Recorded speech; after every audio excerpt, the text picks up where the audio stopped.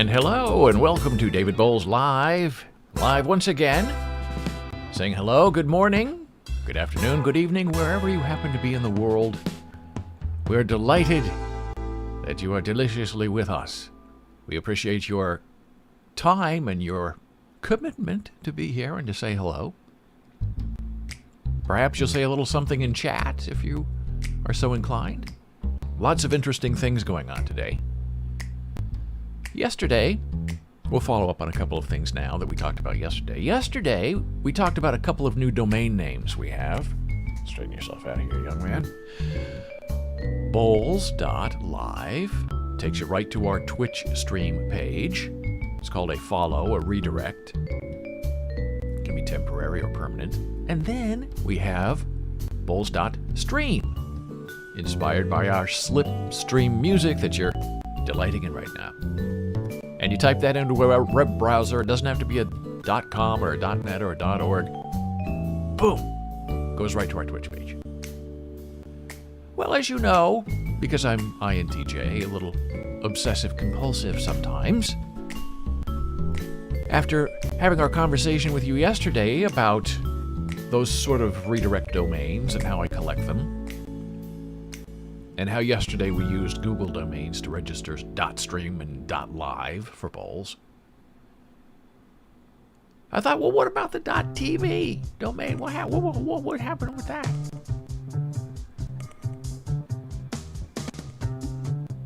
So I did some investigation, and I found out I don't like to have a lot of domain places. I like my domains mainly in one or two places. One is a backup, but if you have domain names all over different services, it's hard to track, and sometimes you don't get them renewed. I don't like automatic renewals. I prefer manual renewals, but some are automatic. But anyway, I found out that Hover, which is one of my other major domain name registrars, formerly known as Two Cows, Tucows, does register .tv. So I thought, ooh, what if Boles.tv? And yesterday I had done a little bit of investigation early in the morning about .tv, and those average domain name, depending where you are, is like maybe $10 a year. Some go up to $20. Some are as cheap as $8 if you get a special deal. But .tv, that particular domain name extension, appears to be very expensive, about $45 to $50 for 1 year of registration. So I thought, well, that's too much. But I thought we're going to Hover and look. It's Boles.tv, pop, pop, pop, pop, pop. Available. Ooh. And it was cheap. It was like $30 a year. So I thought, remember, the number one regulation when you're trying to create a domain name is, number one, try to get a .com if you can. And two, you want the name before the .com or before the domain extension to be as short as possible. And you also want your domain name after your name, the extension, to be as short as possible as well. Why? Because people are lazy, because people don't like to type, hello, this is davidboles.com. They just want to type boles.com. So I thought, well, Boles.tv is what, 5, 6, 7 things you have to type, plus the dot, which is 8. Boles.stream, Boles.live, those are longer. So this is what I did. Let's type it together. BOLES.TV. Okay, where will this take us? Nobody knows. Hi-ya!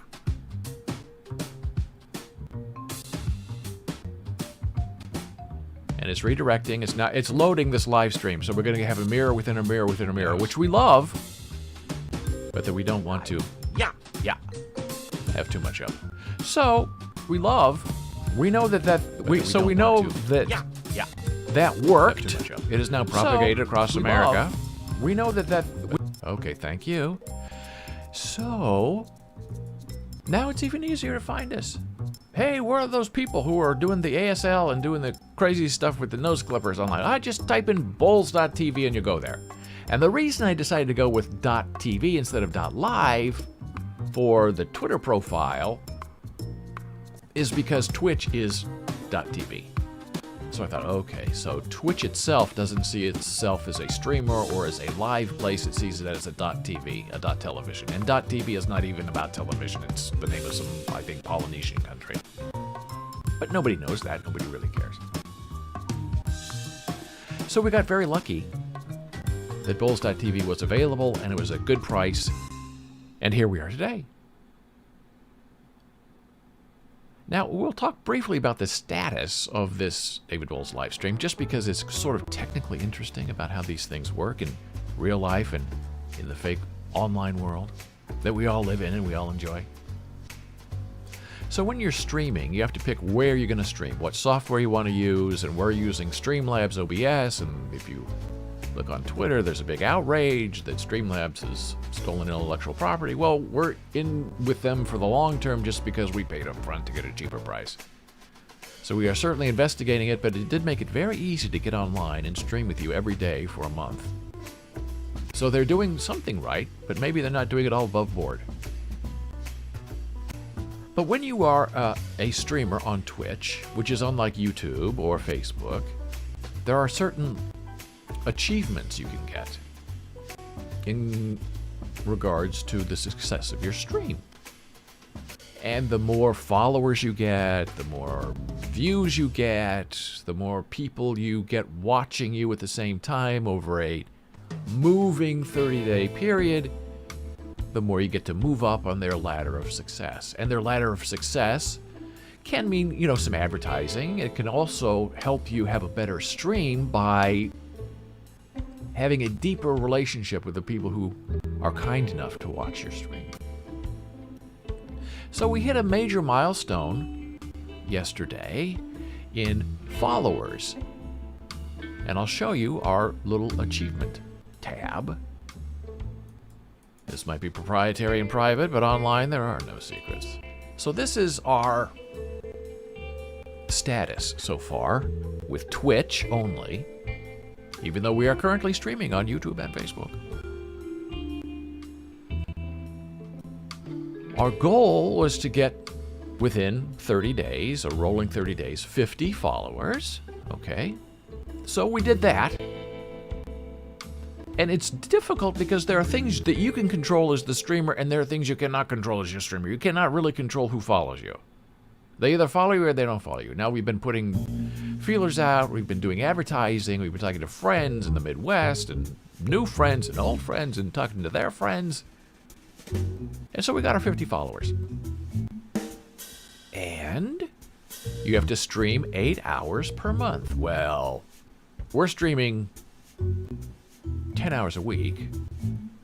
So we're doing good with the streaming. We have 50 hours of stream that we can control. In order to move up to affiliate, right now we're just in the general pool, then there's affiliate, and then above that there's partner. You have to stream for 7 days per month. Well, so far we've streamed 23 days in a month. We got that covered. Here's the big problem we have. And it doesn't sound like much, but boy, we've been doing this for a month. Over a rolling 30-day period, you have to have an average of 3 concurrent viewers. And you wouldn't think getting 3 people to watch your live stream is that hard or that big of a deal, but it is.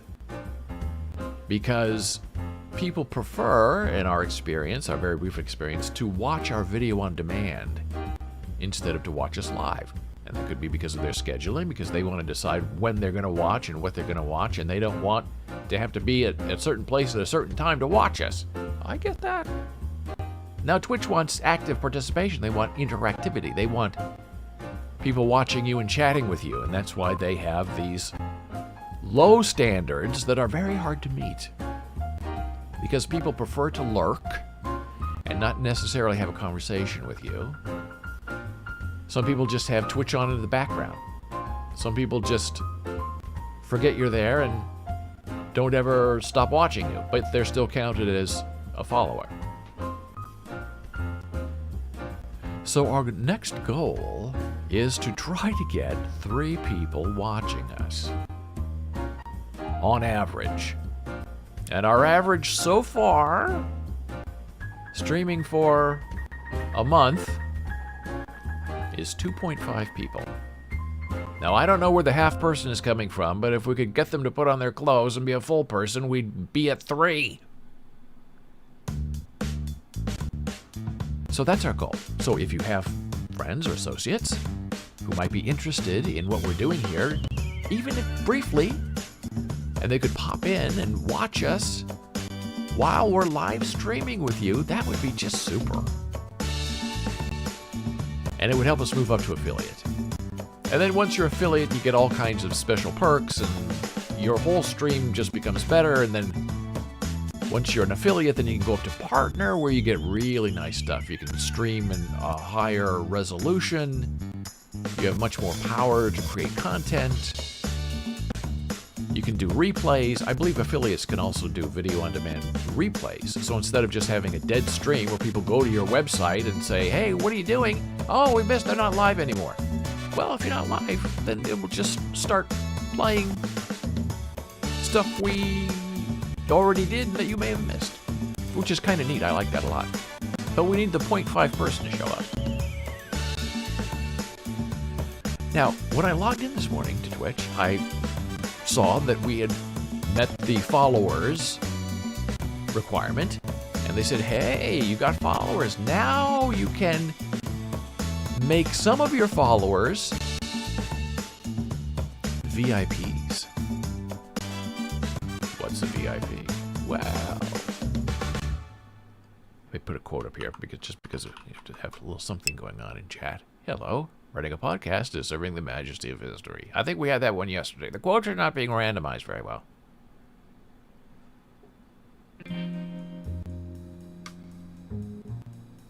So this is what I'm looking for. So what is a VIP on Twitch? There are roles that people play on Twitch. Different types of roles. There are editors, stream owners, which is what I am. You have moderators who can try to take care of the trolls and the riffraff who come in and try to ruin your chat. And to view this channel, you don't have to be registered. No one has to know who you are. They just want to know that you are streaming. So types of roles are editors, moderators, and VIPs. Now, VIP is very interesting because that's what we were able to reward this morning because we had met our follower count. So VIPs are valuable members of a streamer's community who are recognized with a special badge. Streamers unlock 10 VIP slots by completing the Build a Community achievement, 50 followers, and 5 unique chatters in a stream. This continues to scale. VIPs are able to perform the following actions. A VIP can chat without being affected by slow, sub-only, or followers-only modes. Okay, that's good. You can chat without being affected by rate limits, meaning if we have moderation where you can only post a certain amount of comments within a certain amount of time, it doesn't apply to a VIP. Because you know them, you trust them, you're making them part of your stream. The VIP can also post links in chat even when links are disabled. And you disable links in chat because people link images of bad things that you don't want other people to see. But the idea is that a VIP is someone who's been with you, you know them, you trust them, they're not going to misbehave. So out of pure delight, we made our 2 VIPs this morning. We didn't tell them because it was too early, but we did it. And those 2 people are Dora, who's been very lovely to us from the very beginning and supported everything we're doing here, has been very faithful. Dora is a VIP. And if Dora ever chats with us, says something, you're going to see a VIP badge on her name. The second one is, of course, our delightful friend Katha, who is now in India, recently married. We celebrated Diwali with her. she also is a VIP. So if Katha is ever in chat and she says something, boom, it's going to pop up. Hey, I'm a VIP. I'm a very important person. And there's no requirement to have a person be a VIP for us. You don't have to be in chat every day. You don't have to say hello. You can disappear. It's whatever you decide. But that's a neat perk that you can help, that you can give to someone and say thank you for being a part of the stream. It makes a big difference. So thank you, Dora. Thank you, Katha. We hope to have more VIPs in the future if we can get some more viewers and some more people chatting with us. Now, another thing we discussed yesterday is caffeine and tea and coffee. But before we get to that, I went to a dermatologist yesterday for my checkup. And as you may know, I've had a series of skin cancers. And this right here on my cheek, when we started a month ago, was a little something that looked suspicious, and it was taken care of and burned off, and the scab is gone. Can't even really feel where it was. But it's healed, feels better now. And so I went in for my checkup yesterday, and the doctor looked at it. He said, great, you're healing just great. And so I go to this dermatologist about once every month now for follow-up and maintenance care on my skin. Why? What are you doing to your skin? Well, because I've been outside a lot in my young life, it's now coming back and punishing me with little sores and cancers. And we've caught off about 5 of them, removed them, burned them off. So that's good. But now we're in maintenance mode to try to prevent those things from popping up and attacking me again. And that's okay. And what my dermatologist really likes, and he's an old school, old-fashioned kind of guy, 78 years old, he really loves this blue light therapy for skin. So, what is blue light therapy? Let's take a look together. Blue light therapy. This is from the Cleveland Clinic. This is a trusted source, and you know us here, we don't take one source for granted. We have an idea, we check into it 4 different ways. So what is blue light therapy, and what can it do for your skin? It can treat acne, sun damage, and skin cancer. Now this is how they do the blue light, I guess, in Cleveland. My doctor does a very different kind of blue light. It's this big, huge, giant machine that has about, I would say, 12 rows of bent fluorescent lights that are very bright blue lights. And you go in on a chair and you sit there and it covers your face. And for 8 minutes you sit there and you have this not blinding blue light, but it's a very blue light washing over your face. And you don't feel anything. It's not hot, it's not cold. And blue light, as we know, as this article says, gets a bad rap from electronic devices for straining eyes and disturbing sleep, which we now know is not really true. That has been proven false. Blue light for the treatment of skin cancers is most often used as part of a treatment called photodynamic therapy. This therapy can treat some skin cancers and precancerous spots known as actinic keratoses, which is what we're trying to do with me. My doctor's trying to do with me. Trying to little spots that he sees, they aren't anything yet, and he doesn't want them to become anything, so we use this blue light therapy to zap them. And one of the after effects and benefits, I guess, is that it makes all of your skin look better. And yesterday, my dermatologist did go on for about 30 seconds telling me how beautiful my skin looked, which for me is great because I'm very ugly. And so this blue light therapy treats cancerous or precancerous spots.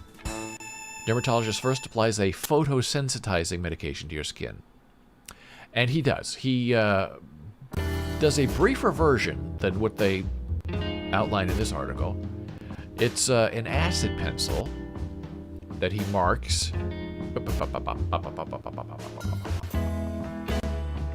he'll let it sit there for like 10 minutes. And that sensitizes that part of your skin to be especially effective in the blue light therapy. Oh, you sit there and zing, zaps you. So here's a deeper look at photodynamic therapy, also known as PDT, which is also from the Cleveland Clinic. So the Cleveland Clinic can offer you very basic information, and then they will link you to deeper information if you're so inclined and if you are so interested. And we are. So this is much more technical. Some might say even more interesting. So, photodynamic therapy destroys harmful cells, including cancer cells, using specialized drugs. Doctors use PDT to treat a variety of medical conditions, including skin cancer and psoriasis, esophageal cancer, which I had no idea about how that would work, non-small cell lung cancer, precancerous growths, warts, and some acne. So it's, well, here, Simon's in the background. They're coming for us. Get under the table and hide. You never know until they knock on your door. So what should you expect from PDT? Well, you're going to be treated, you're going to sit there, and afterwards, your skin can maybe be a little sensitive. It's not like a sunburn, it's not like a suntan. But in some ways, it does feel like that a few hours after, like you're a little hot, but then you look at yourself in the mirror and there's no change whatsoever. So this is very deep PDT. That's not what I'm doing. So let's keep looking. What else is going on? Oh, look here. Now we are at the University of Iowa, because we're double checking and triple checking about blue light therapy, warding off skin cancer. Here we go. Photodynamic blue light therapy at the University of Iowa. Also known as solar keratoses, these scaly bumps, okay, this is me, range in size from pinhead to 1 inch and appear primarily in sun-exposed areas of the face, ears, head, lips, forearms, and back of the hands. That's me. If left untreated, an estimated 10% of these precancerous lesions may eventually evolve into a type of skin cancer called squamous cell carcinoma. I've had all that. So blue light therapy can help reduce the number of precancers. So that's exactly what we're doing. Iowa gets it right. Cleveland, not so much. Iowa, right down the middle. Pioneered in Europe, the therapy works by applying light-sensitizing chemical solutions, right? Acid pencil, pop, pop, pop, pop, pop, pop, to the skin area that needs treatment, and then exposing the area to blue light. The photosensitive chemicals, which have been absorbed into the skin, react with the particular wavelength of blue light to generate reactive oxygen radicals that destroy the potentially precancerous or cancerous skin cells.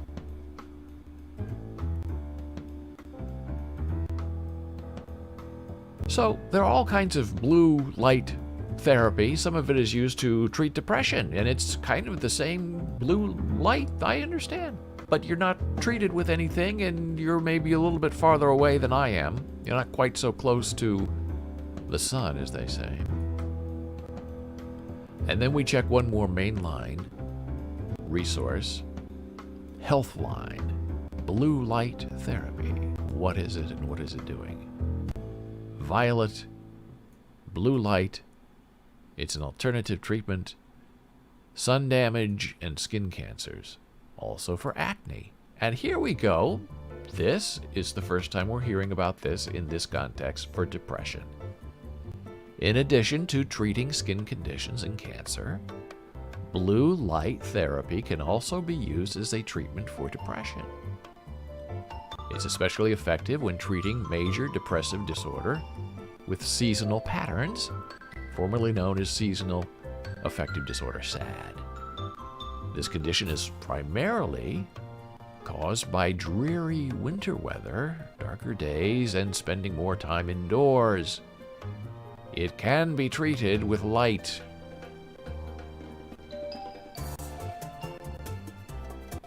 So now this goes on to talk about blue light therapy and the drugs that are used to make your skin extra sensitive to the light.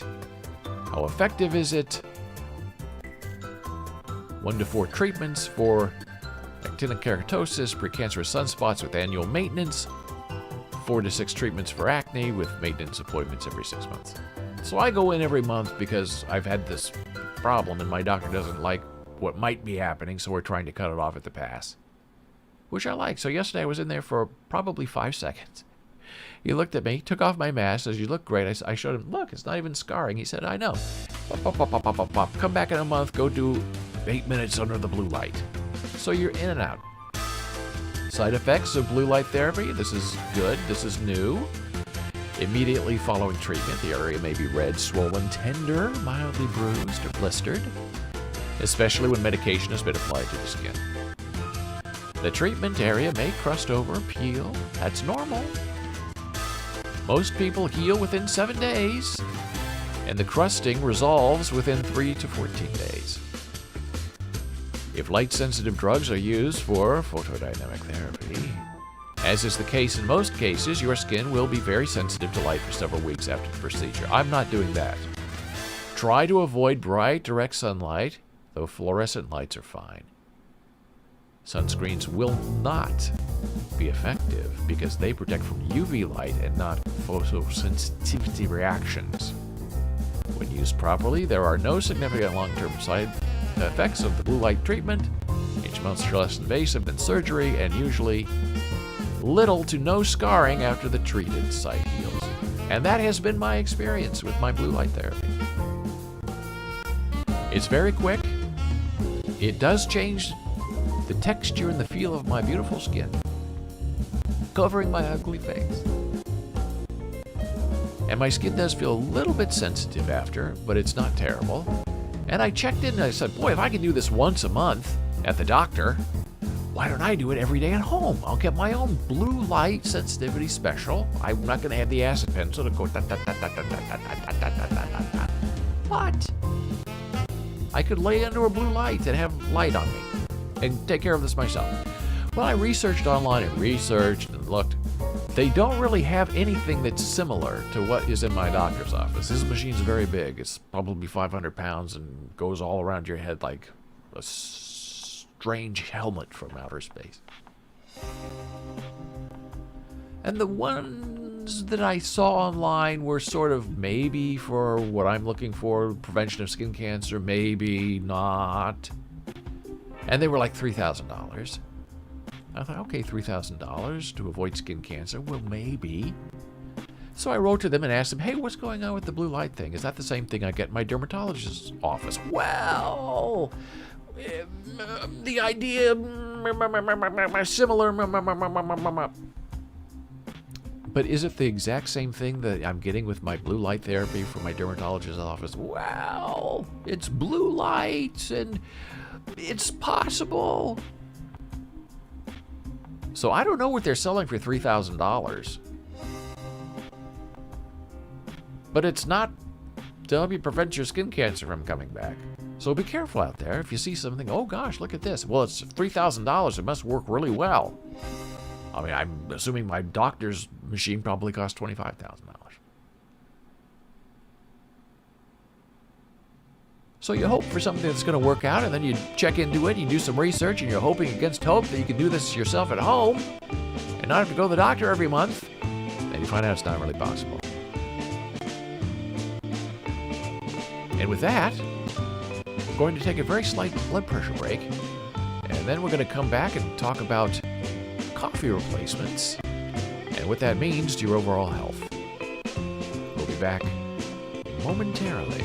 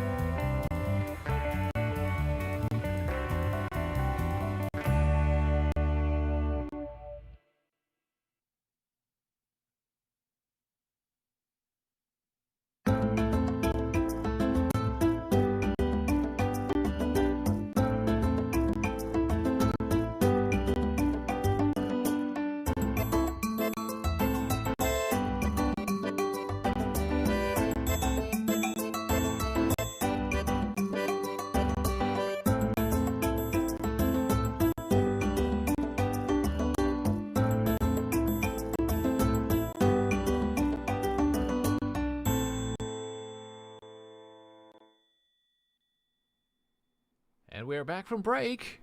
Thank you so much for being here on David Boles Live. We're in the middle of having a lot of fun today. And I have to say, the hair looks better today than it did yesterday. Yesterday we are like this, feathers in the back of the head. And I tried to wet it down, comb it, hold it over. Nothing worked.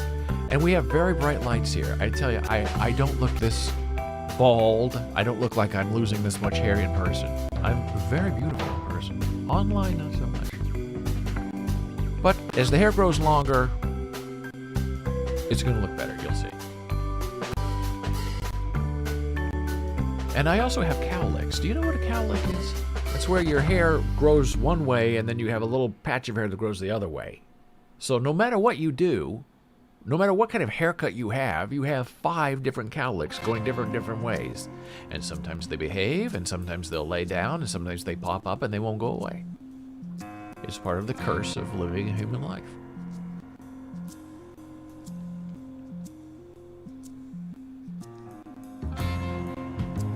So this is a big day for us. In case you're just joining us, we are now almost to affiliate status with the Twitch. We have enough followers. We've streamed enough hours. You need 50 followers, we have 168. You have to stream for 8 hours, we have 50. You have to stream for 7 days, we've streamed for 23 days. Oh. You have to average 3 concurrent viewers. We're only averaging 2.5. We've been looking for the half a person for the first part of the show. We're not finding the person. Might be caught in our blue light special. I don't know. But that is our next goal, and if you can help us get there, bring in your friends of your friends, and have them sit down and just watch a little bit of this. Every day until we get there. How long will it take us to get a half a person? I don't know. I'm a little concerned when the other half shows up. What will we find? Is it the top half or the bottom half? And in case you missed it, we have 2 new VIPs who have yet to comment in chat so we can see their new special badges. They are Dora, the artist, and our good friend Katha in India. And if and when they ever comment in this live stream again, you will see their VIP badge. So yesterday we talked a lot about, I want to say caffeine, but that is not the right word. It's coffee and tea. And the effects and how much is too much and how much is not enough. And that got me thinking that there have been times in my life where I have been off of what I call caffeine, which really translated into coffee. Drink a lot of decaf coffee and a lot of decaf tea. And I would be off like for maybe 6 months and wouldn't really miss the caffeine, but I did sort of miss the taste of coffee. And I realized this morning there are some people who just can't drink coffee or can't tolerate it. So I thought, well, maybe we can explore what I used to drink to get that taste without getting the after effect. And when I say there are some people who just can't drink it for moral reasons, I'm talking about my Mormon friends. In case you don't know, Mormons are not allowed, Latter-day Saints, are not allowed to drink coffee or tea. And when I ask my friends, but why though? They say because it's in Scripture. And I say, but why though? And they say because it's mandated by the Book of Mormon. I said, so they don't want you to have caffeine? They said, it's not about caffeine. It's not about caffeine. No, it's about coffee and tea. Oh.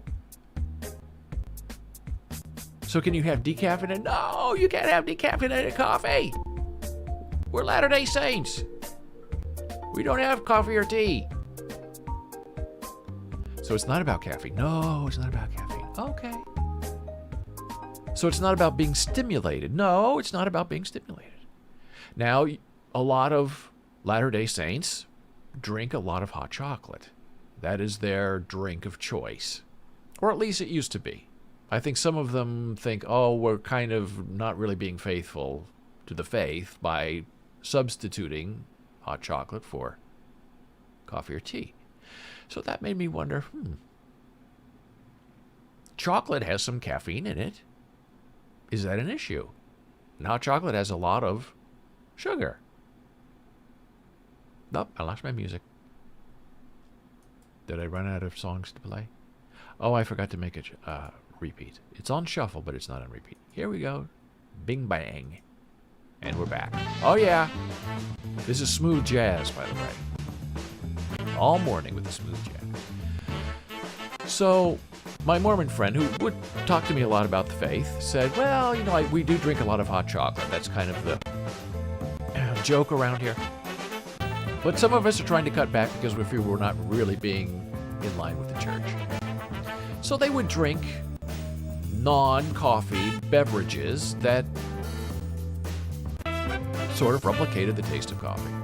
And they don't drink any alcohol or anything like that either. So what are you going to drink? If you want a little bit of a coffee taste to get that feel, I'm going to show you. There are a lot of options out there, really. This is one of them. Caffix. It's an instant beverage. Bold, naturally, caffeine-free. It's not a coffee, it's a grain drink. Big difference between a coffee bean and a grain drink. I was not a fan of Caffix. Now, some people can't drink coffee because the acid upsets their stomach, they can't handle the caffeine, makes their eye twitch. It's caffeine-free, no decaf process because it's not a coffee bean. Okay. I'm trying to figure out what this is actually made of, which is a little difficult to know. Here we go. Healthful blend of caffeine-free ingredients, including, barley and chicory. You're going to see that quite a lot. And it's okay. Rich, full flavor. Ingredients are roasted barley, rye, chicory, and sugar beets. So completely safe for a Latter-day Saint to drink. I found it to be slightly sour and a little tart. Not my favorite, but I would drink it if it were available. Even now, I'm back to drinking coffee a little bit. Caffrey Roma. Caffeine-free, non-GMO, dairy-free, vegan. I think most of these drinks are vegan. Ingredients are roasted barley, roasted malt barley, roasted chicory, roasted rye. A lot of roasting going on in here. Product of Germany. Slightly expensive. One of my favorites. Caffrey Roman. It tastes very authentic. If you like the taste of coffee, you will not be disappointed in Caffrey Roman. I bought a lot of this. I still do. I like it. I drink it. Sometimes you just want to taste the coffee, but you're going to bed soon, so you don't want to be up all night. Another is Pero. This is very fine and granular.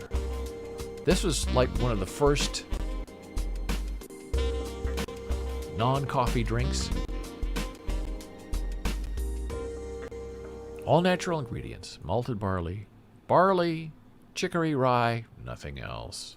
100% caffeine-free. So, and all this is instant. You just add all these to hot water, stir, and you're there. You're healthy. 5 calories. It's really no calories whatsoever. Lovely. Can't beat it. And here is my all-time ultimate favorite, Dandy Blend. Relatively new in my experience. They've changed their logo design, which I admit I like a lot better. The other one was Dandelions, which is like, okay, see, it's Dandelions.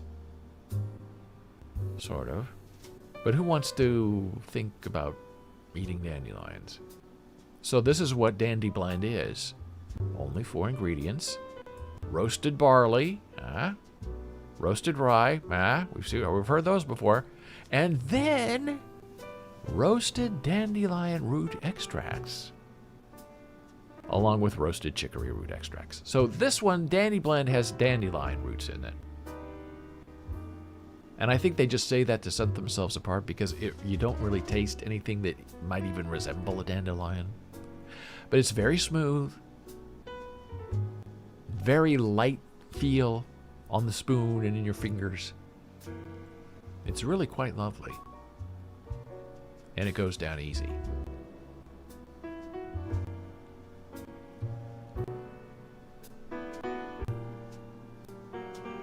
Now, the number one Mormon favorite for many, many, many, many, many years in a Mormon house, in Latter-day Saint households, was the old favorite, Postum. Now, when I was a young child, I used to drink Postum. I heard about it. I was warned against it because it really tasted awful, but I wasn't allowed to drink coffee yet, but I wanted the taste of coffee when I was a young child. So I bought a jar of Postum. The original Postum. And it was really terrible. And I feel sorry for the Latter-day Saints long ago who had to drink this if they wanted a little something warm that wasn't hot chocolate. Because it really clumps. It used to. It doesn't taste very good. It is vegan and kosher, however. And it's a little bit bitter. Not a big fan of the Postum. So what if you do want a little bit of caffeine, but you have an upset stomach and you're worried about acid? What are you going to do? Well, I have an answer for you. Especially if you like coffee and if you're a fan of coffee. And I am, and I like coffee. So that brings me to this issue. When I buy coffee, like at Starbucks or Dunkin' Donuts, I find it to be very acidic. And the taste is very harsh. Because I like black coffee. I don't like to add a lot of creamer, sugar, maybe some soy milk every once in a while. Oat milk. But the coffee itself can be a little rough. So when I was working on the Will Rogers Follies on Broadway several years ago, I was the assistant to Peter Stone. And Peter had written the book and won many awards for all kinds of writing. Came from a writing family. His mother was Mary Stone, a very famous writer in Hollywood. So it helps if you are born into it, rather than being an outsider. And we were talking about coffee, and Peter said, well, I don't make my own coffee. I don't buy beans. I don't roast beans. I'm not into that. I just buy one thing and one thing only. And I said, what's that? And he pulled it out of the pocket of his coat. I said, what are you doing? I take it everywhere I go. All I need is hot water. And this is what Peter Stone taught me. Medaglia d'Oro. Medaglia d'Oro. It's instant espresso coffee. Okay? Fabulous. So, Peter Stone was not really a generous man, but he did sit me down, and we had a cup of Medaglia d'Oro together. And it was absolutely delicious. And he would make it like espresso. He would put a very little bit of water and then one little spoon, and so he was making espresso. And because it's espresso and it's and it's dehydrated into an instant, you don't have any of the acid that you get in normal drip coffee. You can drink this all day long and not get an upset tummy. But you will get a little caffeine kick, which is kind of the idea. Now, I make mine slightly different. I don't go for that. I don't make it espresso. I make a regular cup of hot water, put in a little Medaglia d'Oro, stir it around, and I drink it that way. So it's highly compressed taste, but it's not highly compressed in volume. I'm stretching out the volume because it lasts a little bit longer. I think it tastes a little bit better. And it's really magnificent. So when people ask me for coffee recommendations, what kind of coffee machine should I get? Should I French brew or should I get a Keurig? I say, why do you need to complicate your life? You're old now. Go simple. Take this, put it in your pocket. Walk around like Peter Stone, offering people cups of coffee that they'll never forget and they'll love forever. Medaglia d'Oro. You can buy it online. A little jar like this lasts, a couple of weeks, depending on how strong you like it. And the price, when you price out the per cup, is very competitive to a regular cup of Starbucks or Dunkin' Donuts. It's a very good price, and it makes it right away. You don't wait for anything to cook or to boil or to brew. You just put it in and stir it around.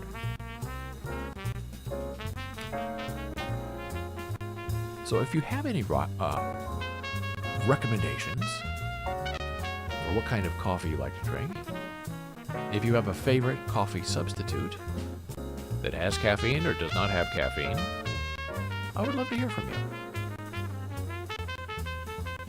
Say something here in chat if you like, or find me on Twitter at David Boles.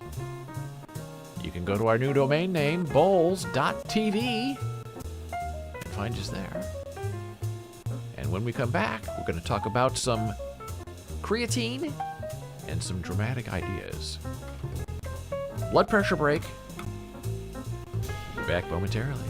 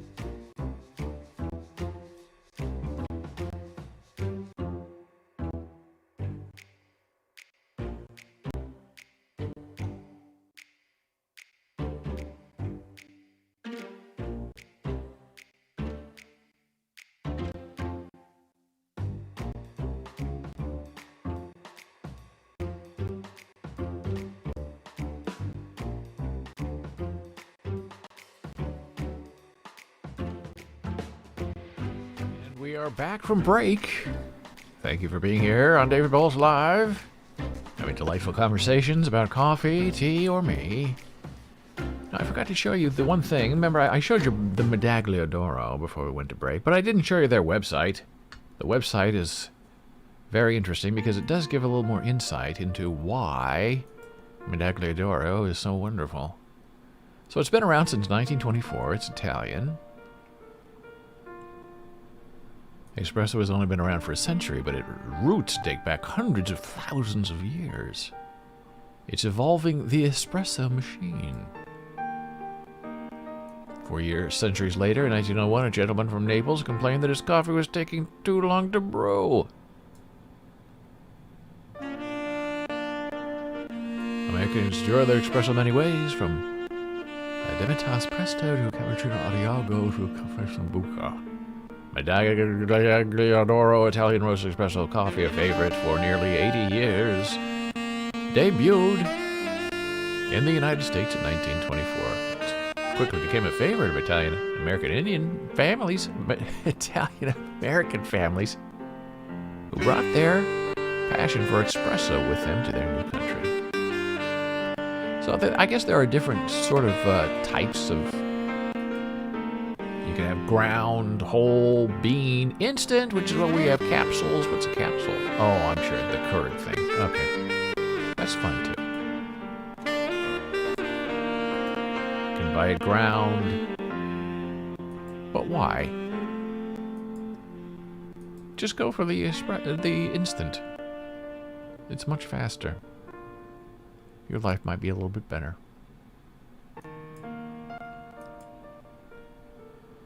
So creatine is a really important part of the body that most of us don't know how to get more of, other than just eating a SAD diet, a standard American diet. And if you ever have to do blood tests, many blood tests will test your creatine level because it's that important to muscle growth and continuity and stimulation. But if you happen to not eat a lot of meat, you might have a problem with your creatine level. And that's what brings us here today to talk about ways to get creatine if you don't want to eat meat, because meat has creatine in it. And if you're a bodybuilder or an exerciser, you want to have creatine at least 5 grams a day, up to 10. Anything more than that and you might get a little sick on a regular basis. But 5 is like the recommended serving of creatine. Keeps your body going, keeps your muscles strong. And if you go for twice that, 10 grams a day, then you'll start building muscle and putting on a little bit of weight. So if weight is important to you, be careful with your creatine because you need some, but you don't need a lot of it. And there is a vegan version of creatine that is not called creatine, it's called CreaPure.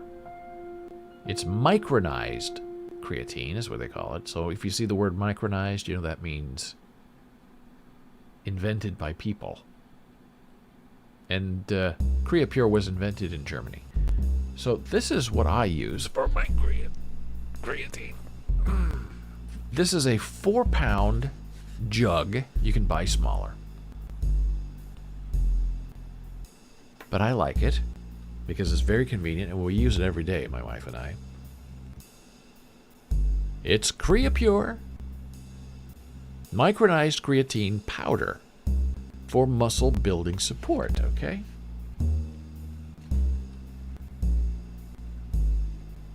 It's vegan, it's safe, it's micronized. 400 servings. So for us, that's 200 days. It's a big, big jug. It's very white and powdery, and it does get everywhere. So I have that big jug, and I transfer that big jug into this little tiny container. This is what micronized creatine looks like.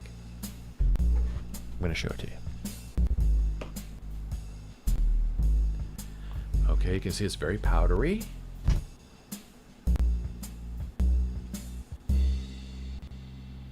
Very lightweight. It isn't even like salt. It has the consistency and the look of baking powder, I would say. So here's my cup of green tea in a see-through cup that has been sitting here since we started an hour ago. So it's very lukewarm. I'm not complaining. So, you take 1 scoop of your Creapure,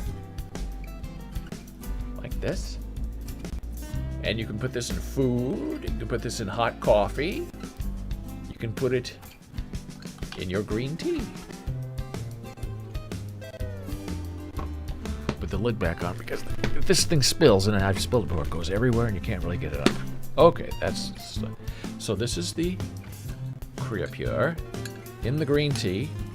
Stirring, stirring, stirring, stirring. It looks a little cloudy, but that's okay. Because it's dissolving. Has absolutely no taste whatsoever.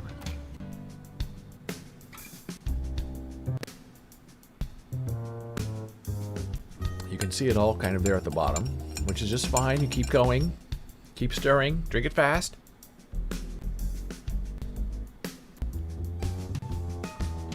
Still at the bottom. Keep going, drink it fast. You'll clean up later.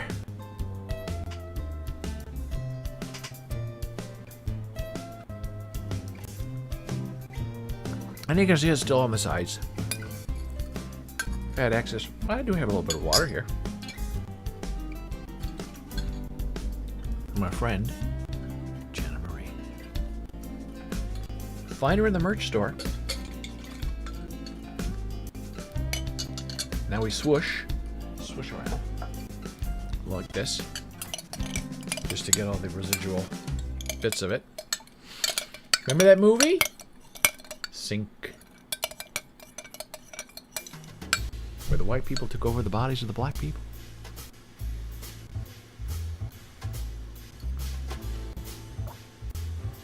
Wonderful movie, scary movie.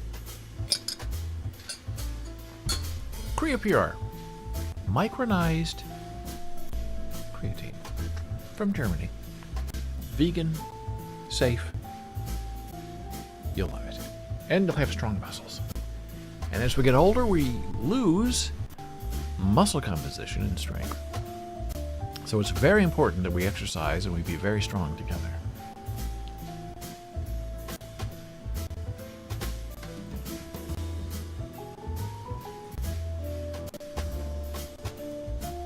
Now we're going to talk a little bit about Law and Order. Law and Order is one of our favorite television shows. It's been on as a series for many years. Law and Order SVU has been on for 21 years with Mariska in the lead role. But the basic Law and Order show that we all came to know and love started off really well and then kind of condensed and became unfortunate. And it's a little sad. Here's the cast over the years. They filmed in New York City, which is kind of the hallmark of Law and Order. And for many actors in New York City, they loved Law and Order because they could be on Broadway, they could live in New York, and they could make some TV money. Go over to Silver Cup Studios, get paid for a day or two's work. Excellent actors, fantastic actors, make some money, pay their rent, and go back to Broadway, go back to off-Broadway, go back to studying. So Law and Order made a lot of people a lot of money in New York. And I wish these images were a little bigger, but you can't really see them. But in season 1, George Zunda, Michael Moriarty, Chris Noth, and Richard Brooks. Now that's the original gang. And in my opinion, the best gang. Michael Moriarty is a superstar. He is now older and he's kind of gone off the edge politically a little bit, which is fine. But he was terrific in Law and Order. And the early shows, as they always do and always are, they had the best acting, the best directing, the best scripts, the best camera movement, the best sets, which were real life. Now it's like there's these beauty sets with televisions and this exquisite courtrooms. Well, this was a dirty, filthy New York style courtroom and cops. But shooting a weekly show is very challenging. You have lines to remember, you have to get up early, you have to be on set all day, and some people can't handle it. And one of the people who couldn't handle it was George, the guy that you see there on the far left. Excellent actor. He said, I can't take it anymore, I don't want to be on the show. So he left and was replaced in season 2 by Paul Sorvino. And he's on the left with Moriarty and North. And Paul Sorvino, in the middle of the second season, said, I can't take this either. I'm a stage actor. I go on stage, I do my thing, I go home. I'm not on set all day. I can't take it. I don't want to do it. So he left the show too. And then he was replaced by the Prince, Jerry Orbach. Jerry Orbach was a Broadway guy who spent a lot of time on Broadway, made a lot of money on Broadway, but it was not enough money. So he said, oh, I'll do Law and Order. And he's my all-time favorite, Lenny, Law and Order actor on the police side, Jerry Orbach. And I believe for the majority of his time on Law and Order, he was dealing with prostate cancer. And he didn't want anybody to know that he wasn't feeling well. And he'd go to work every day, and he'd show up, and he'd get the work done. Fantastic. Sam Waterston was good, but he was no Michael Moriarty. You can't replace Moriarty. He's just so fantastic. But what you may not know is in the original Broadway version of Tennessee Williams's The Glass Menagerie, Michael Moriarty was in the show as, I believe, the brother Tom. And Sam, beautiful young Sam, was the gentleman caller. So one replaced the other, which was fine, because Moriarty didn't really seem to care. So Jerry Orbach was on the show for a long time. Now, my favorite of all time, DA, was Stephen Hill.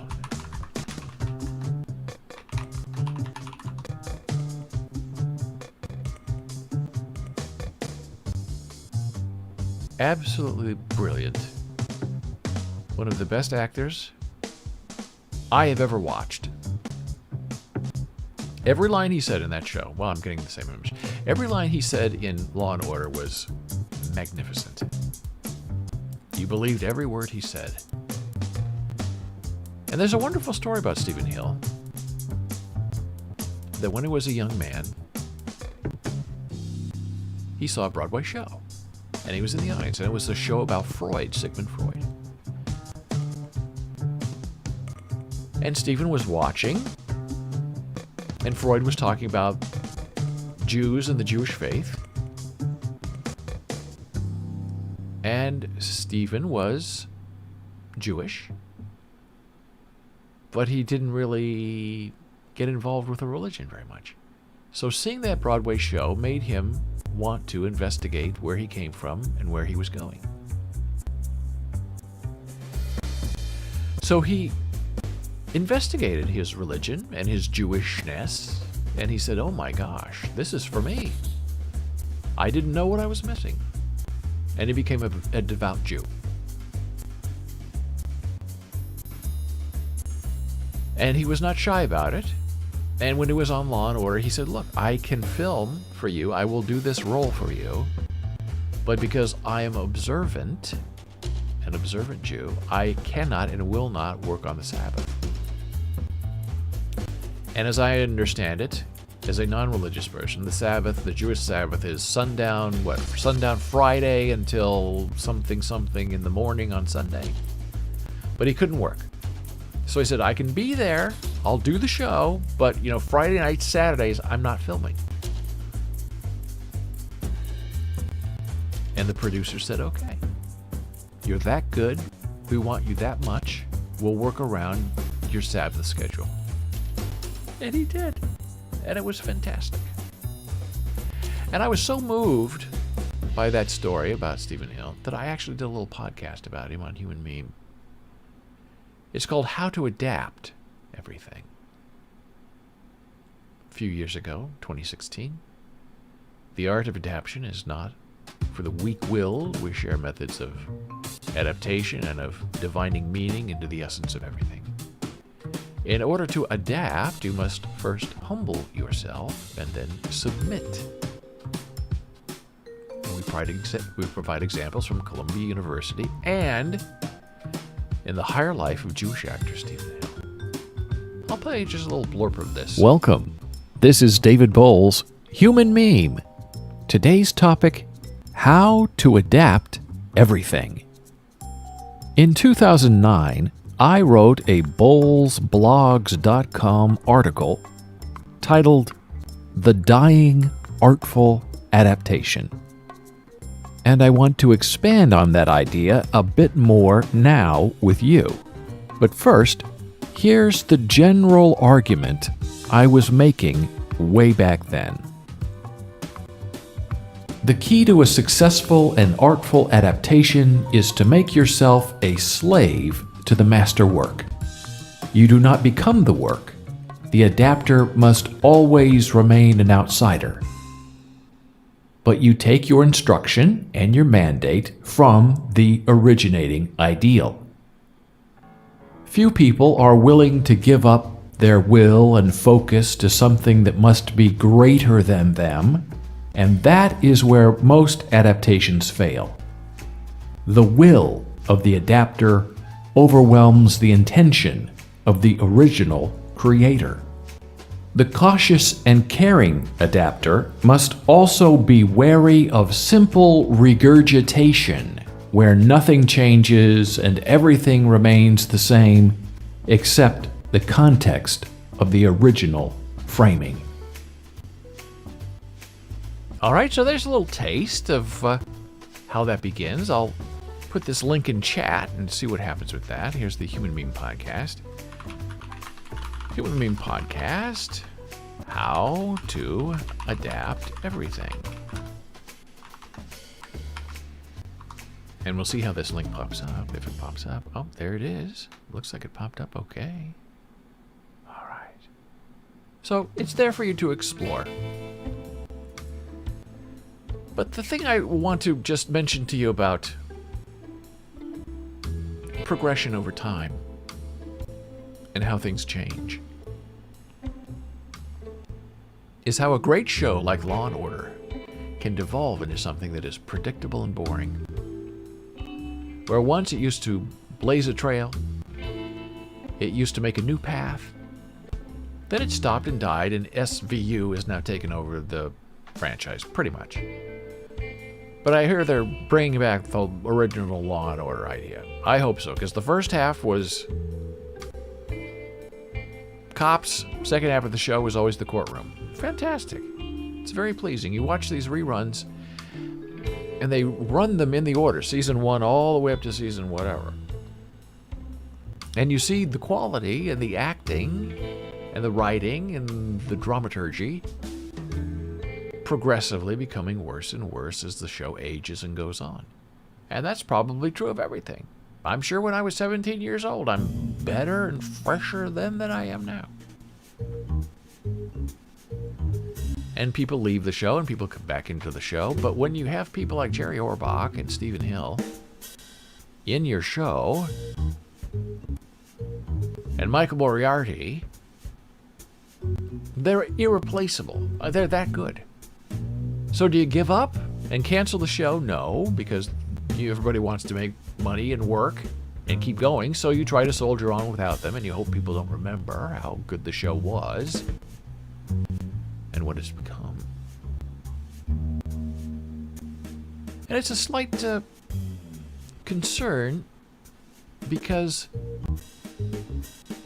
actors need scripts that are good enough to let them shine. And these later shows of Law & Order and SVU are predictable, formulaic in a bad way. Formulaic can be good in a good way when we think of plot, character, thought, diction, music, spectacle. The common rhythms, the story, the beat of telling and selling the human condition. But the problem comes when you have new people coming in to continue a show just to continue it. And you see that in something like Saturday Night Live. That when I watched the show with Bill Murray and Jane Curtin and the not ready for primetime players, Chevy Chase, that was a funny show. And it had meaning in it. It meant something. Now you watch it and you think, how is that funny? And maybe I'm just getting old. I don't know. I guess that's what old people do. Oh, things were so much better when I was a kid. Well, I would challenge a kid today. Sit him down. I'll show you season 1 of Law & Order. I'll show you season 21 of SVU. And you tell me which show is better, which is more compelling, which has the better acting. And I guarantee you it's going to be season 1 of Law & Order. I will sit you down. I will show you cheeseburger. Coke, no Pepsi. Pepsi, no Coke. John Belushi. Dan Aykroyd. I'll show you that, and then I'll show you last week's Saturday Night Live to a young person. And I'll say which one is funnier, which one is better written. And they're going to pick the cheeseburger. I guarantee it. And the problem is that young kids don't have any memory of what happened 30 years ago. They don't know. And they can't know because they didn't live through it.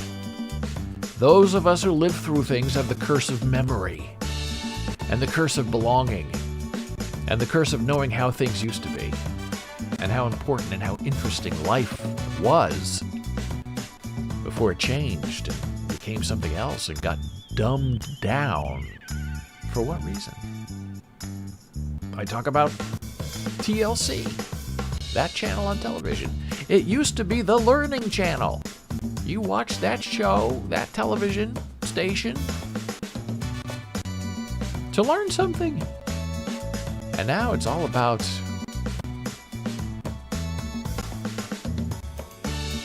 yelling at people and manufactured drama.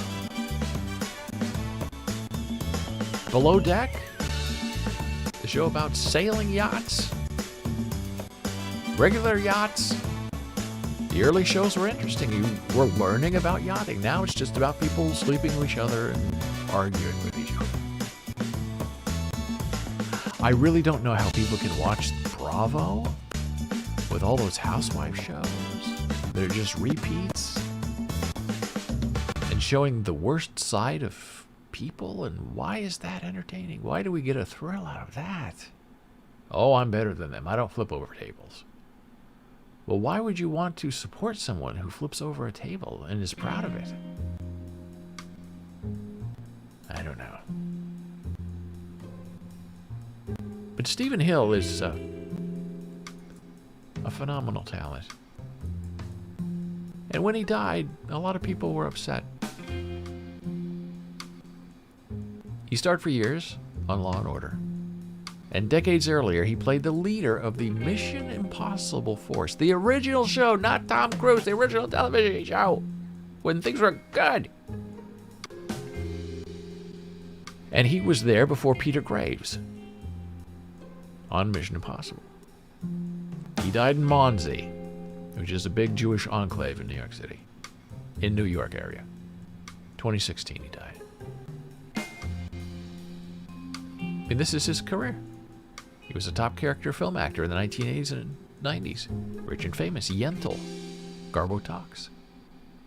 Raw Deal. Legal Eagles. Heartburn. He had a wonderful career. And for 10 years, he played Adam Hill.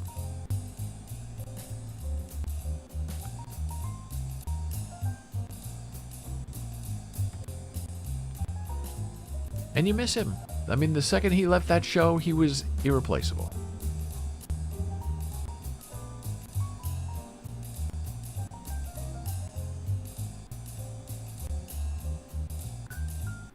Yeah, you just miss the guy. And you wonder who's going to replace a big talent like Stephen Hill. In the world, he leaves behind a giant hole. In the acting world.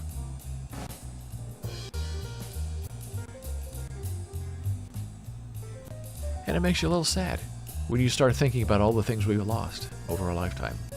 And these aren't even things that I've lost personally. These are just things that I've lost tangentially in my life, and it makes me sad. I'll never see another new Stephen Hill performance. But everything he did, I can go back and enjoy. And that's why a lot of actors really like to do some kind of movie or television. The live theater is all about the live moment. And it's there and then it's gone. And you go back tomorrow and it's not the same show you saw the night before. Because it's live and people are breathing and they're speaking. But the movies are forever. Frame 1 of Potemkin is the same frame 1 you see today. It's exactly the same. It does not change over time. And in many ways that's good because everyone can see and enjoy the exact same performance. Where in the live theater, it's come and go. It's touch and go. Sometimes it's going to be really interesting and sometimes it's going to be really bad. And that is the delight of the live stage.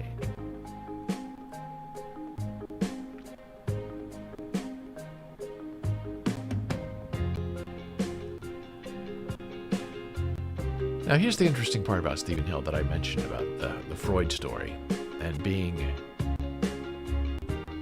an Orthodox Jew. Stephen Hill was an Orthodox Jew whose faith required that he depart the set on Friday at 4 p.m. in order to ensure he made it home by sundown and the onset of the Sabbath. He was unavailable until the end of Sabbath at sundown on Saturday. The producers of Mission Impossible were fully aware of those requirements, which were explicitly spelled out in his contract. But the pause in the production schedule each week proved unworkable in practice, thus generating increasing resentment on both sides. Thus, as the first season progressed, the producers simply utilized Hill less and less in Mission Impossible, the TV show. Really fascinating story. This conflict over religious observance was not the only source of tension. After the actor climbed through the dirt tunnels and climbed rope ladders for an episode, Snowball in Hell, Hill balked at performing similar duties in the next episode, and the producers shot around him. Briggs's presence in the 5 remaining episodes of the season was kept to a minimum. Line producer Joe Gambon later told Patrick White, author of The Complete Mission Impossible, that he simply had not understood what had been agreed to with regard to Hill's religious requirements. If someone understands your problems and says he understands, then you feel better about it. But if he doesn't care about your problems, then you begin to really resent him. Stephen Hill may have felt exactly that same way. And so, what do the producers do? Well, we know you're religious. We know you're an Orthodox Jew, but you're slowing down production. So without any explanation within the storyline of the series Mission Impossible, the TV show, Stephen Hill's Dan Briggs was replaced by Peter Graves, Jim Phelps, at the beginning of the second season. So there you go. Stephen Hill stood up for what he was. He was a real man, and he lived until 94. Is that a curse or a reward? I guess you'll have to decide. But the easy path would have been, hey, I know. I'm an Orthodox Jew. I'm on television. If I have to work a few hours later, I'll speak to my rabbi. I'm sure we'll work it out. But Stephen Hill, once he discovered his humanity and his purpose in life, said, I'm not condescending to that. I'm respecting the Sabbath, and if you don't like it, you can get rid of me. And when they then say, okay, you're out, he says, thank you very much. And he leaves the show, and he lives his life. So there's a celebration of Stephen Hill and Marco Moriarty and Jerry Orbach. Three very interesting guys who made Law and Order mean something today when they started working on that show many years ago. And now it's that time. Our final blood pressure break of the day. I'm going to see you momentarily. Thank you for being here.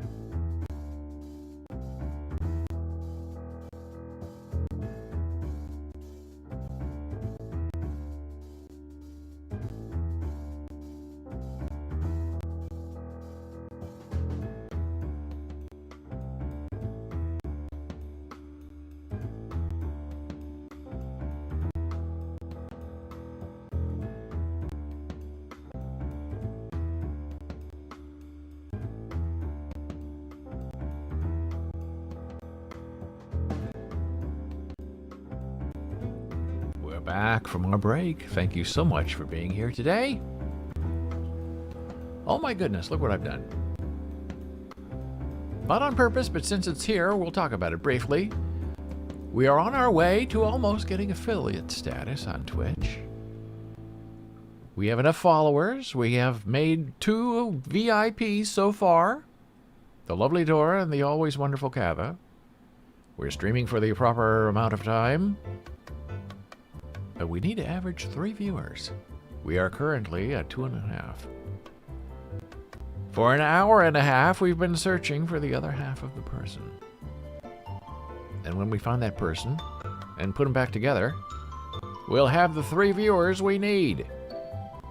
But I think it's calculated over time. So if you have one day where you have 3 people, and the other days you have 2 people, I think it all gets broken into smaller pieces of people.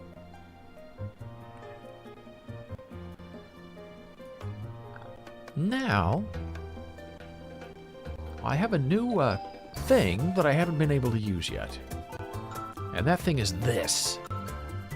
Not Bobby Fischer. I used to have a little chess sequence part where it was called Really Bad Chess. With me, David Boles. Or as I used to say, your friend and mine, Ringo Starr. Which is what he used to say in one of his albums. And then I realized that Really Bad Chess is actually an app that people can download and play. I have not played it. I didn't even know about it. I just happened upon it. And I thought, well, what the heck is this? I don't want people to think that I'm either promoting this or in some way associated with Really Bad Chess or vice versa. So I said, well, forget that. I'll come up with a new idea, and I'll call it Not Bobby Fischer. And Bobby Fischer was one of the greatest chess masterminds ever in the United States of America. And so in the spirit of Bobby, I'm going to try to do him a little bit of justice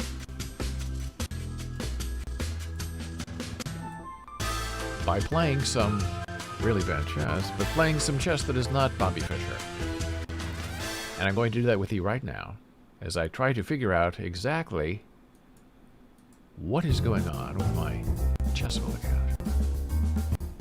So this is Chessable. We love Chessable because it allows us to slowly learn the moves we need. And the trainer that I'm using now gives me puzzles that I have to solve in a certain amount of moves. And I try to talk them through with you as best I can. But I've learned offline that when I just am quiet and do it, I do a lot better. But that doesn't mean I'm going to stop trying. Because these moves have a timer on them. When we do the puzzle of the day on chess.com, there's no time limit. We can just sit there and look at it together all day and try to figure out what to do next. But with these Chessable practice pieces, I have a certain amount of time before I get into big trouble. And that's okay. So these are endgames. And I'm playing black, and I have 3 moves to win this thing. And the timer is moving. So I'm black, yeah? Okay, I'm black. I'm going after the white king. Okay, black. So, what do I see immediately? I immediately see they like you to put the other king in danger instantly. They don't like you to lead up to getting the king. So, what I see here is this lovely queen moving up to here to put this king in check. Which I think is the only appropriate move right now. So I'll make it and see what happens. Okay, everything's green, everything moved. When I make a mistake, it makes me make the right move. So this was good. So I like that a lot. I did the right thing. Now, I have to make the next move. Well, I could move the queen here, put the king in check again here, but the queen would be unprotected, and the white queen would take my queen. I don't want to do that. So, it looks like this is going to be a pawn move. I would move, if it were me, this pawn here puts the king in check.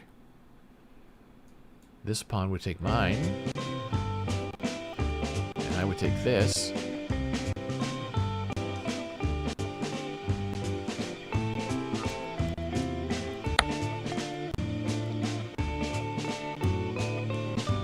Ah, I didn't do it fast enough. I say I'm talking too much. That I had the right move, but I didn't make it fast enough. Okay, so then I'm going to take with this. Oh. The chatting killed me. Now I solve in 2 moves, and I'm playing black still. So, now what are you going to do? I say I move the queen here. Immediate check. The king has to move. And I'll move the queen over. Check. Oh, that was not the right move.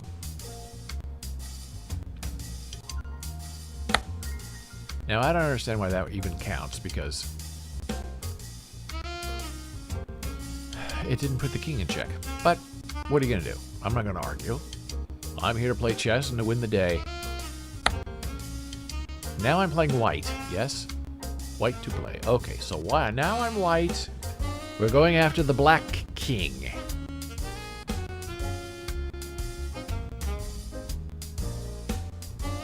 So, I'm going to move my knight.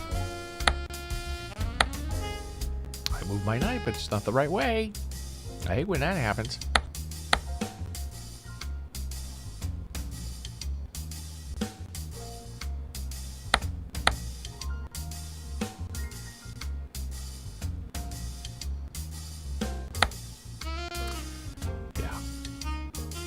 When I don't talk, I tend to do just slightly better. Which isn't really a great thing. But it's a necessary thing. I'm going to try it again. Here we go. I'm still white, yeah? White to play, okay.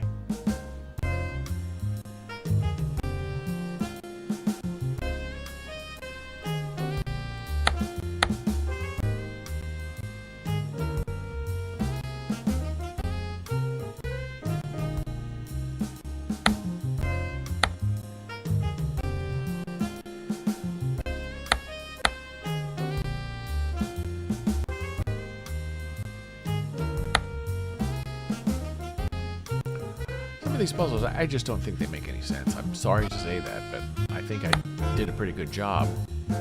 But it was out of the move order. Okay, now I'm black, right? Okay, black to play.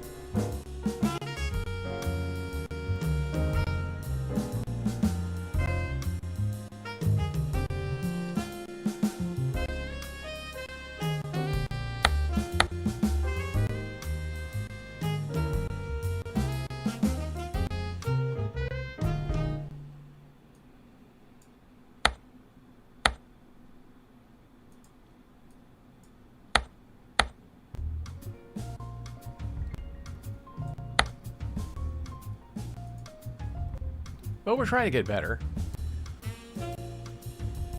Trying to make a difference. And it can be difficult, because these are puzzles. So we'll do another one, and we'll see what happens. Are we still black? Black to play.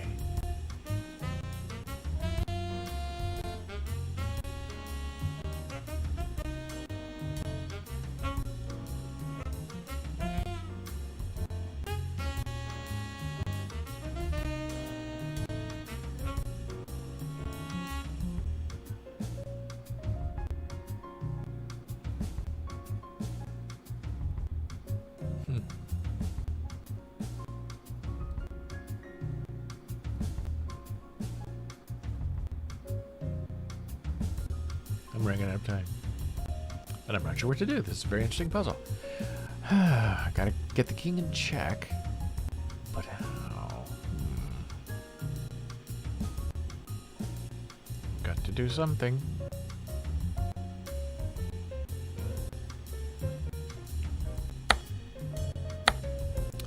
It's a king move. That's very, very tricky. Okay.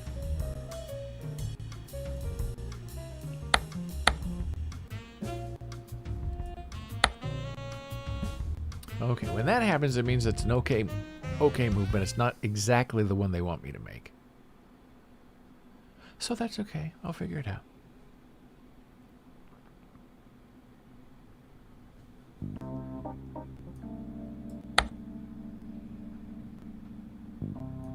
Well done, sir. Thank you very much.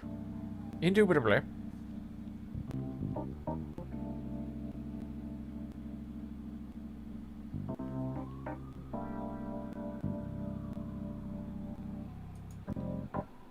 Now we'll go to chess and see if we can do the puzzle of the day.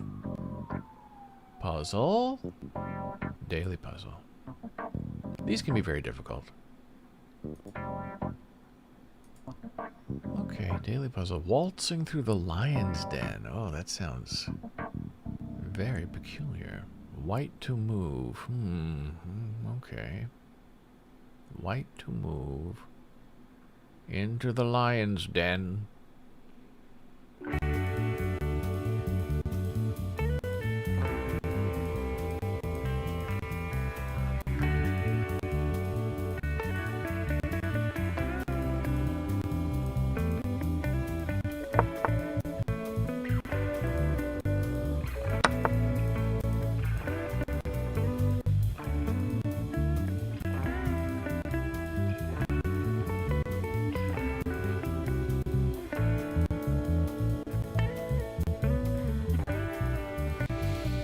Well, we've done well so far.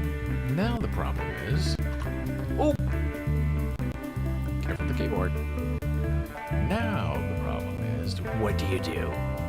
I want to go over there and take that rook, but the queen's right there, so I don't think that's a good move. I could go put the king in check again, but then the knight will take. That's not a good move either. Oh my.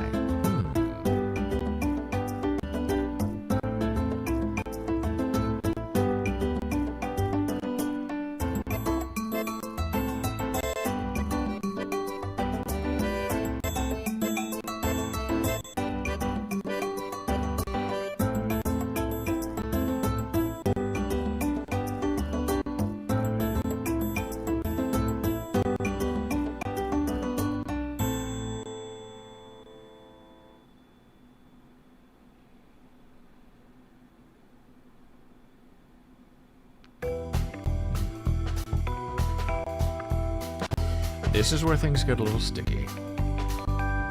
And not very lovely. Because I have so many options and not enough clues. I don't want to make the wrong move. I don't want to hint.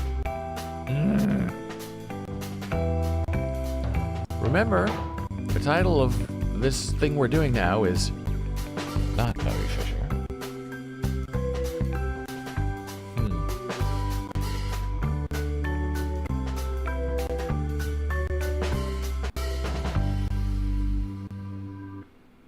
And I have to move my queen, because if I don't move my queen, then that black rook will take my queen. So it is a queen move.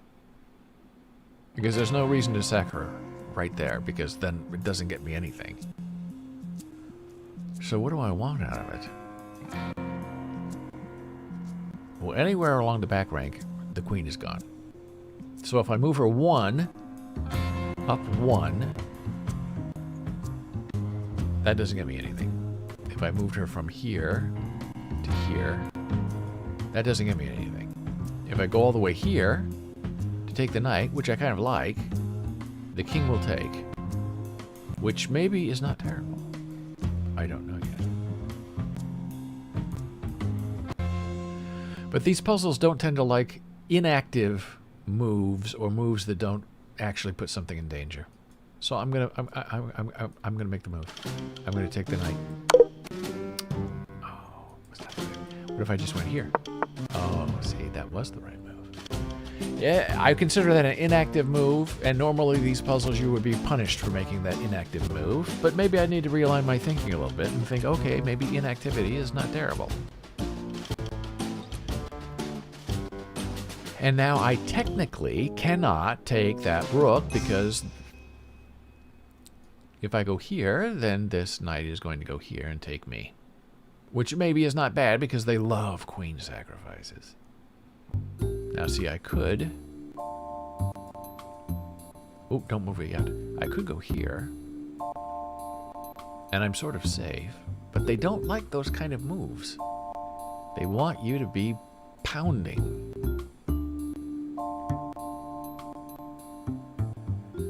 And remember, the title of this puzzle, Waltzing Through the Lion's Den. So I think this whole area that I'm waltzing through with my queen is the lion's den. So I keep thinking, okay, this is definitely a queen move somehow, somewhere. But how and why? I don't think it's taking the rook, because if I wanted to take the, if they wanted me to take the rook, I would have taken the rook, and then the queen would have taken my queen. So if I take the rook, the knight's going to take my queen, which is even dumber. But I have to move the queen, because otherwise the rook is going to take my queen. I don't think I'm really out of this yet. The pressure is unimaginable.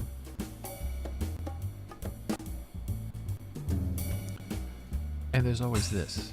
There's this to here. But what does that do? That doesn't... That gets my queen out of danger, but it doesn't accomplish anything. And these puzzles always like to force you into doing something.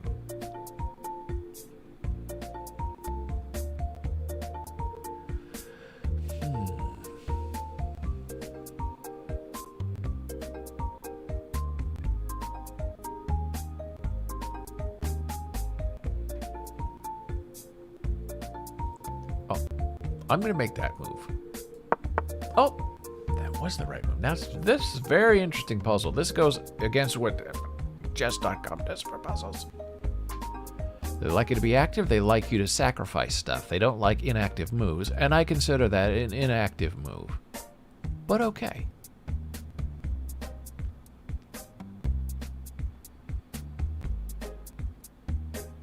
Now what?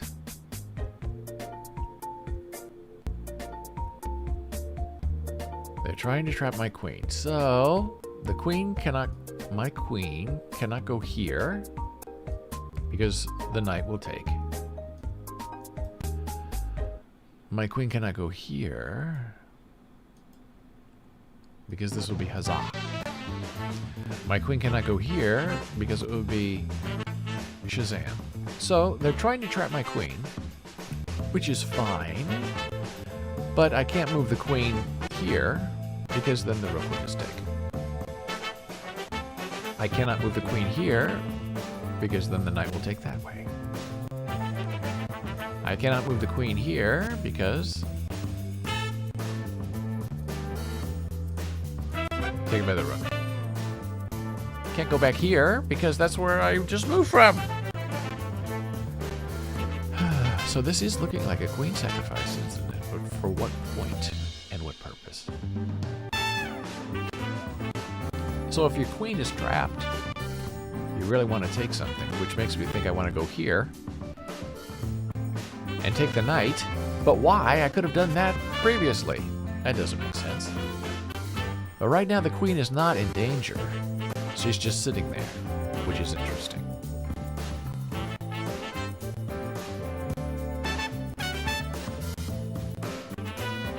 So maybe I don't have to move her, but what else do I have to move?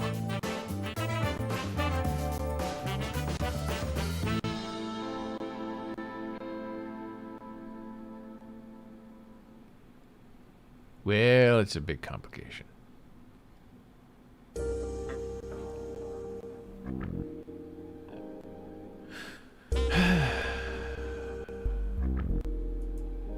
What if I just took? Nope, not mine. Get a hint. Ah. Oh. Okay. This is a long puzzle.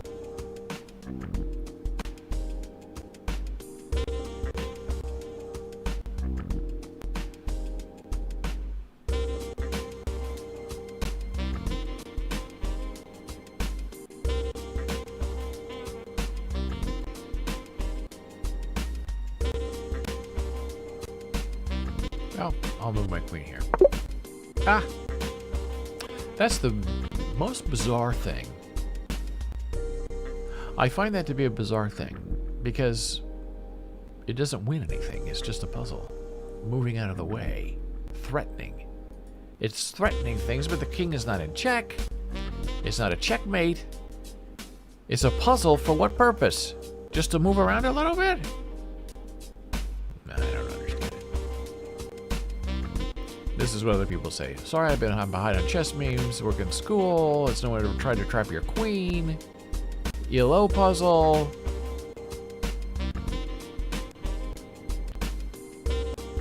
I'm really reaching here to understand the objective of such a scenario. I have to agree. I just don't get it. I don't get it. So I guess the idea is you're getting 5 points of material. Okay, is that the puzzle? I don't find that terribly interesting. But what do I know? I'm not Bobby Fischer. Not Bobby Fischer. I am D.W. Boles.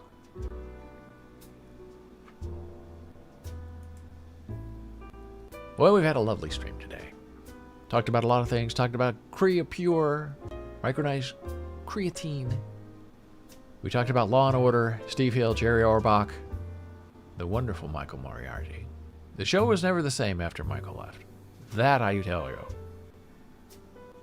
We talked about caffeine and coffee. We talked about blue light therapy for your beautiful skin. And we played a little bit of chess. And we are now thinking about tomorrow. If you have any things you would like me to discuss or talk about, please say something in chat. Or, if you're in the mood for it, find me online. David Boles on Twitter. Boles on Facebook. Boles Books on Instagram. As we slowly claw our way to affiliate status on Twitter. We have our 50 followers. We have our 8 hours of stream a month. We have our 7 days of stream per month. We are missing half a person for our daily viewer average. So if you have a friend, swing them by tomorrow. Have them pop in just to take a little view of what we're doing here. Help us move up. I've enjoyed our time together. I thank you so much for being here. It really does mean the world to us. Because without you, we're screaming into the wind. I hope you have a wonderful day, and I hope to see you here tomorrow. Thank you for being with us.